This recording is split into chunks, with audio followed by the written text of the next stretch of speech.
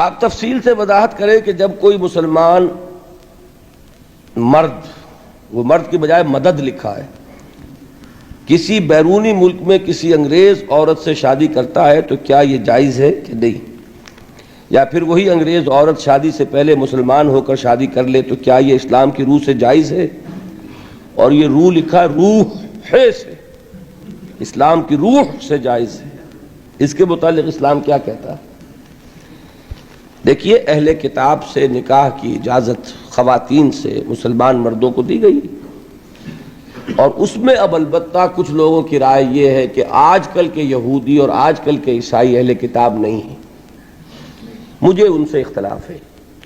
میرے نزدیک یہ تثلیث کا عقیدہ اس وقت بھی موجود تھا جب قرآن نازل ہوا، اور قرآن میں اس کی نفی کی گئی ہے۔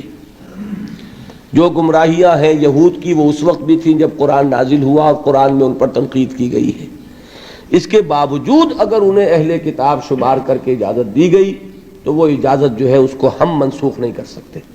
جس طرح اللہ کی کسی حرام شے کو حلال ٹھہرا لینا غلط ہے، اسی طرح کسی حلال شے کو حرام کر دینا بھی اتنا ہی غلط ہے، اس لیے کہ حلال اور حرام کرنے کا اختیار اللہ کے ہاتھ میں، ہمارے ہاتھ میں نہیں ہے۔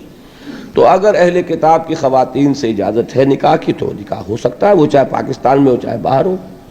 باقی اگر کوئی اللہ کی بندی اسلام لے آئے تو کیا کہنے، نور علی نور ہے، وہ تو پھر اس کے اندر تو اسلام کی روح یا روح سے اس کے جائز ہونے کا کیا سوال، وہ تو مطلوب ہے، بہت پسندیدہ ہے کہ وہ اسلام لے آئے، تو پھر تو کوئی شک ہی نہیں رہا، وہ تو مسلمان کی حیثیت سے مسلمان مرد کا مسلمان عورت سے نکاح ہے۔